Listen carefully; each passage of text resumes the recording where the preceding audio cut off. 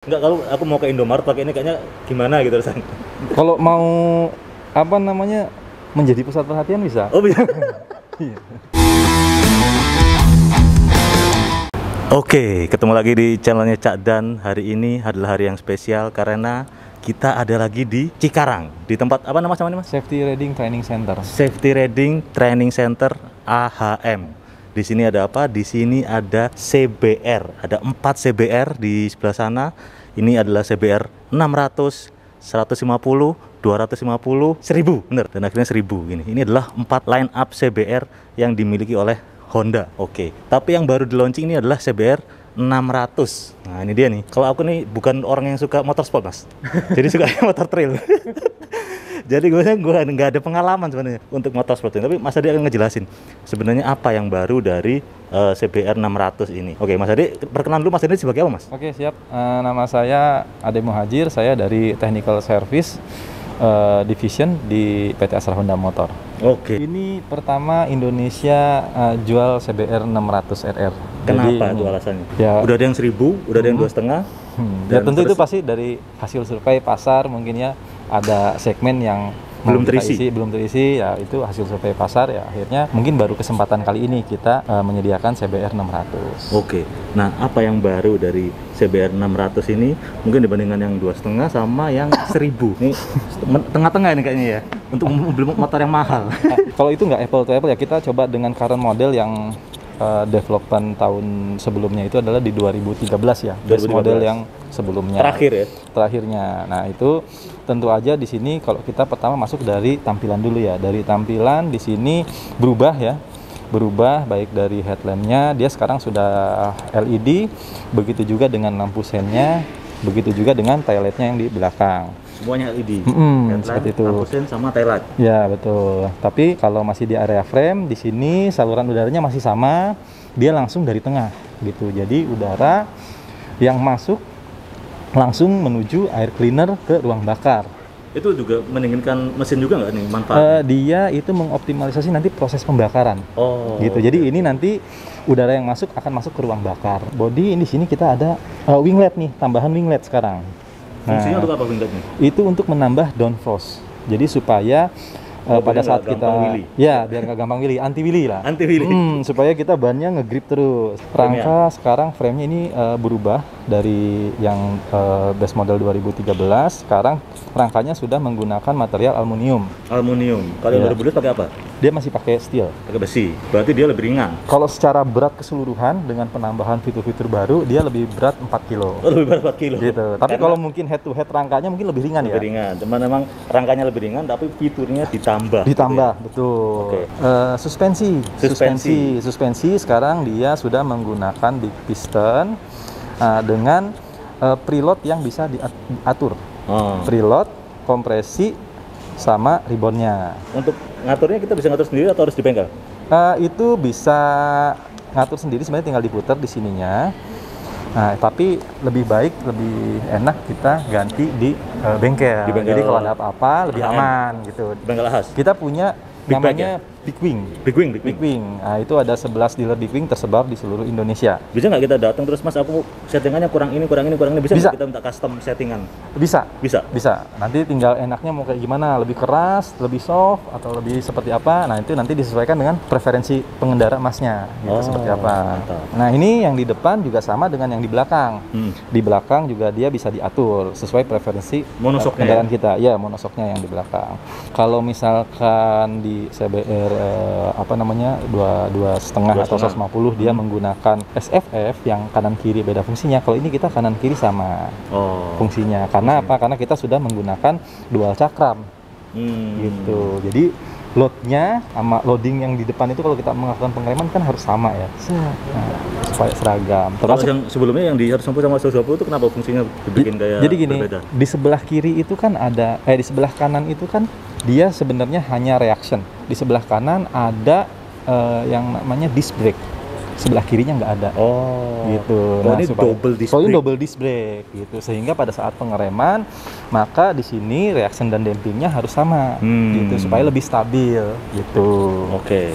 Oke. Oh, di sini kita sudah menyematkan HESD, Honda Electronic Steering Damper. Fungsinya adalah dia sebenarnya sama kayak kalau kita naik mobil di kecepatan tinggi, setirnya kan mengeras. Nah, ini sama. Jadi kalau kecepatan tinggi dia otomatis akan setir sendiri gitu. Betul. Ini dikontrol sama ECU mendapatkan signal dari kecepatan roda. Dikontrolnya pakai ECU. Pakai ECU. Nanti dia si ECU-nya itu akan memainkan kontrol valve yang ada di sini. Ini disebutnya tipenya rotary. Jadi dia semacam ada valve yang bisa gini. Gitu. Jadi pada saat dia belok ke kiri, nah dia akan seperti ini sehingga oli yang ada di chamber kanan itu pindah ke kiri. Saat perpindahan oli, dia kan akan melalui jalur-jalur oli ya. Nah, di jalur olinya itu ada valve. Kalau kecepatan tinggi, valve-nya itu dipersempit jalur olinya sama valve-nya. Nah, sehingga dia menjadi lebih stabil, mengeras pada saat kecepatan. Jadi lebih stabil. Lebih stiff. Kecepatan berapa dia mulai aktif? Itu dia semakin cepat semakin kencang gitu. Semakin cepat semakin keras. Semakin cepat semakin keras gitu. Di sini ada HISS, Honda Ignition Security System. Nah, jadi dia si anak kuncinya itu di dalamnya sini sudah ada chip. Kalau misalkan ada maling atau apa ya, dia pakai kunci T atau apa, dia nggak bisa. Karena motor semacam ini immobilizer gitu ya? Iya, semacam immobilizer, betul. Mirip gitu. Jadi dia ada receivernya yang menerima chip, baru dia mendeteksi bahwa oh iya ini adalah anak kunci yang benar gitu. Jadi komunikasi antara chip yang dikunci sama yang di sama receivernya yang ada di motor. Betul. Kemudian di sini dia sudah menggunakan layar TFT yang berwarna 4,2 inch gitu. Jadi kalau kita nyalain, nah ini kurang lebih tampilannya seperti itu. Layar TFT LCD. Wow, tampilannya meriah sekali. Oke, dia juga udah dilengkapi sama fotosensor ya. Jadi kalau misalkan kita melewati tempat yang gelap, cahayanya berkurang, dia akan berubah jadi dark mode. Itu kalau di handphone ya, dark mode. Informasinya banyak juga ya? Banyak informasinya. PTWEB apa itu? Oke, PTWEB ini gini. Jadi di sini dia punya 5 mode berkendara. Sorry, ini baterainya kebetulan udah habis dari pagi nyalain. Kita ini dulu standby. Jadi gini, dia punya 5 mode berkendara. Udah kayak Lamborghini aja bisa macam-macam. Iya, betul. Nah, ada mode 1, mode 2, mode 3 gitu. Yang mode 3 itu comfort. Nyaman tuh apa sih? Comfort.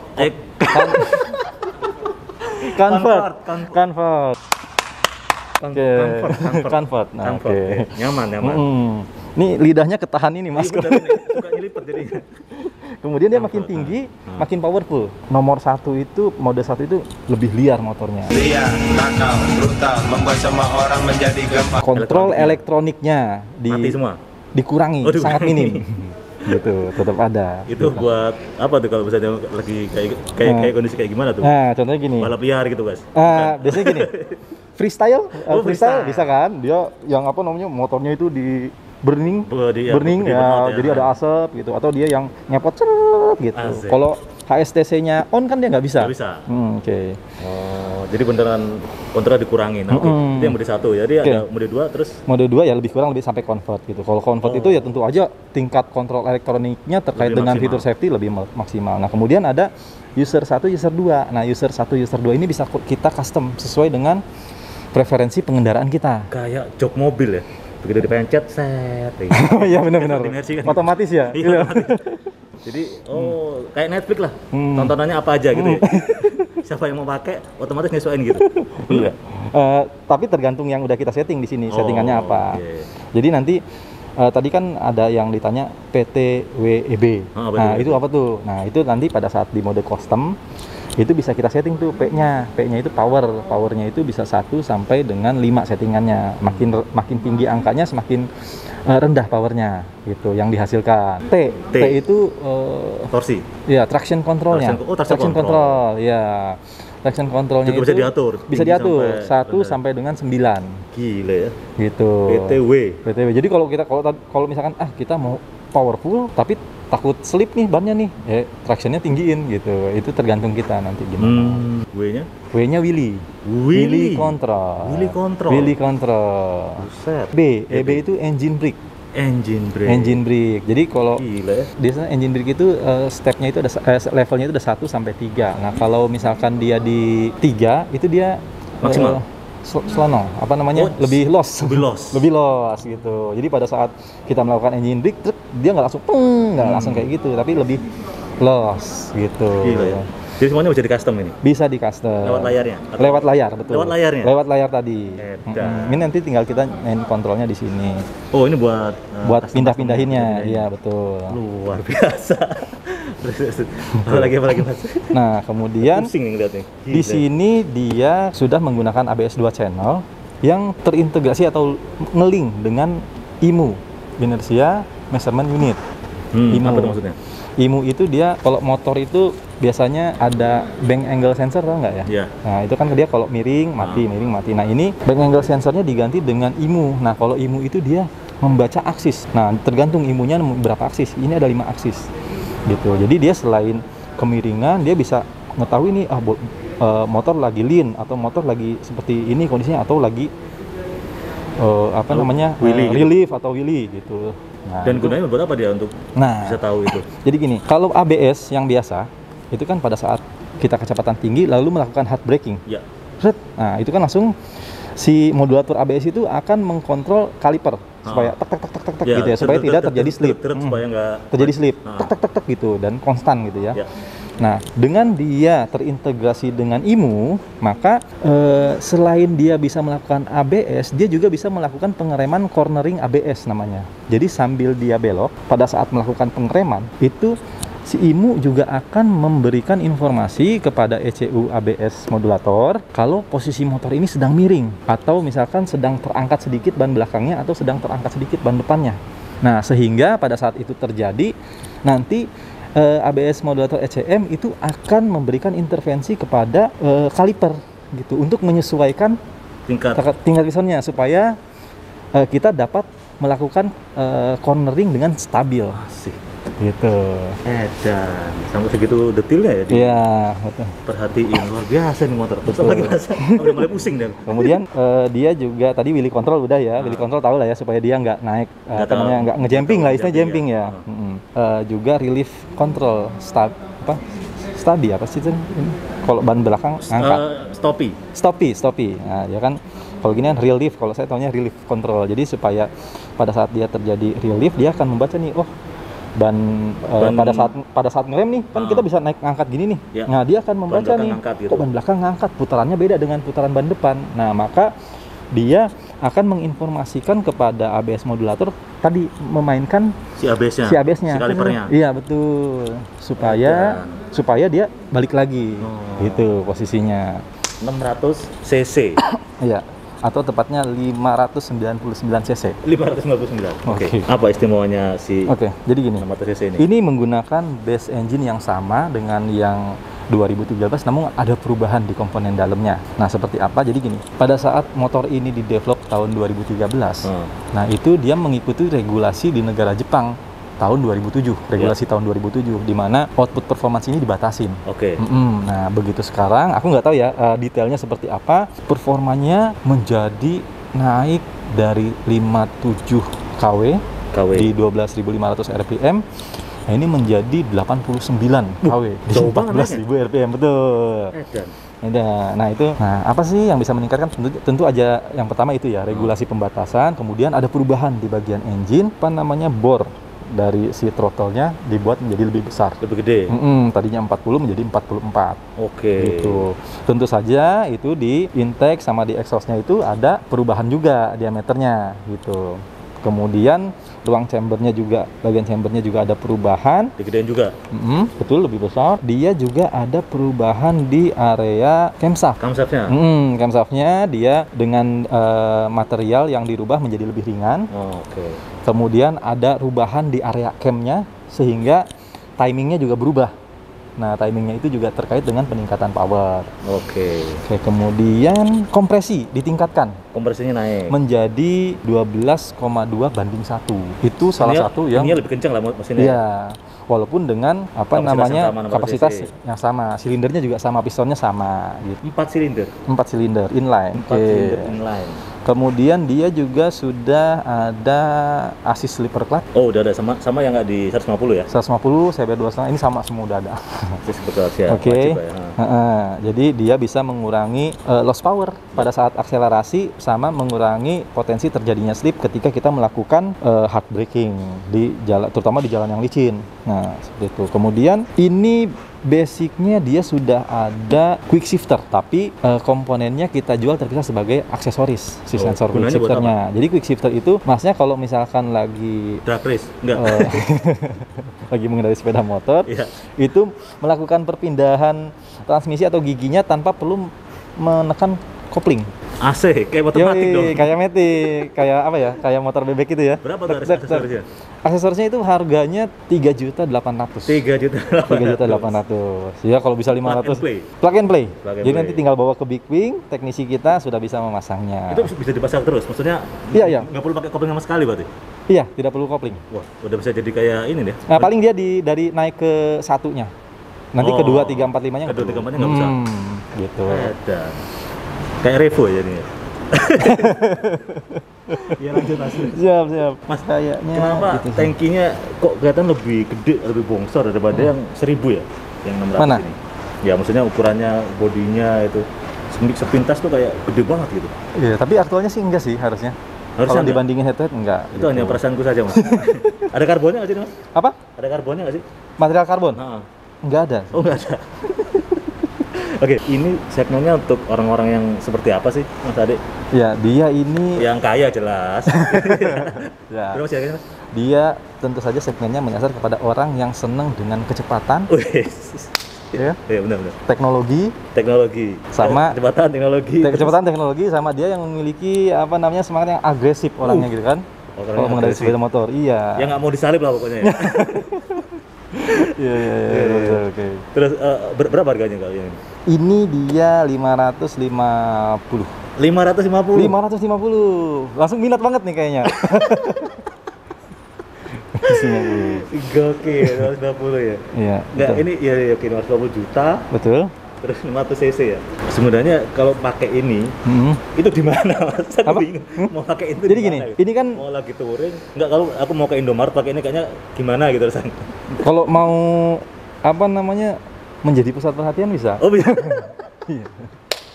Begitu parkir snapping, gitu kan orang-orang pasti ngelihat. Oke. Jadi gini, Mas, CBR 600 RR. Nah, jadi dia itu memiliki konsep development di mana dia bisa kita pakai untuk di street atau jalan raya umum. Nah, dia juga memang di-develop untuk bisa turun ke sirkuit. Gitu. Nah, ini salah satu contohnya, dia udah menggunakan stang under yoke. Apa gitu. itu? Dia ini nih. Aku ngerti. Dia kalau ini top bridge ya, dia pengikatnya ada di bawah gitu. Nah, istilahnya mungkuk banget lah. Iya, gitu. Kalau yang upper yoke dia di atas ini. Atas gitu. Kalau yang sana upper yoke. Kalau yang CBR 150R dia upper yoke di atas. Kalau yang ini emang udah di bawah banget. Udah di bawah untuk di sirkuit. Apa tuh namanya? Cornering. Lebih keren. Nah, gitu. Terus bisa rebah banget lah ya. Kayak kepala gitu. Nempel-nempel. Karena dia memang di-develop supaya bisa masuk di sirkuit. Nah, itu dia ada di sini namanya lap information.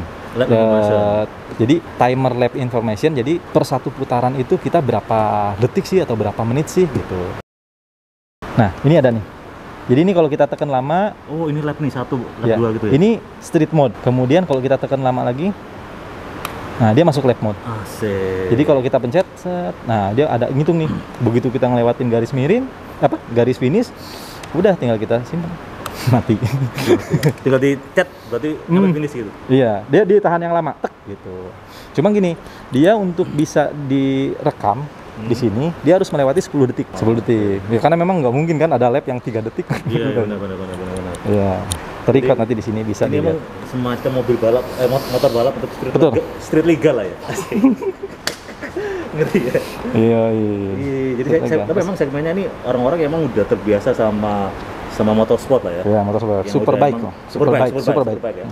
Yang udah terbiasa superbike dan memang punya ketertarikan sama mesin yang tenaganya gede banget. Tenaga besar, kecepatan tinggi, teknologi tinggi. Nah, 150, 250, 600, 1000 Masing-masing tuh punya itu nggak sih Mas? Punya segmen sendiri-sendiri Ya nggak pasti sih? ada segmennya sendiri, pasar tersendiri. 150 pengguna umum yang suka motor ya. sport. Entry level lah, Entry level. ya. 250 di harga 70 jutaan. Harga 70 jutaan, betul. Itu untuk ya yang pengen lebih gede lagi Iya. mesinnya. Ya.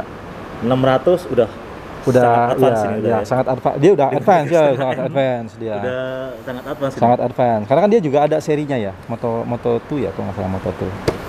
Nah, Dan yang 1000 ya udah berarti RRR dia sampai ada fitur launch controlnya juga kalau CBR 1000. Jadi pada saat kita start itu kita open throttle gitu langsung nggak wheelie nggak wheelie pada dia. saatnya gitu. Iya sih emang kalau udah kekencengan tuh wheelie-nya Keras. ya. Iya, gitu. Ngeri. Oke. Terima kasih sekali Siap, begitu. Udah ngebahas jeruannya ya, fitur-fitur yang Fitur-fitur ada di semua. CBR 600 ini. Jadi kalau kalian mau beli, siapin duit yang banyak karena harganya lebih mahal daripada Fortuner. Yang punya ini pasti punya mobilnya udah banyak.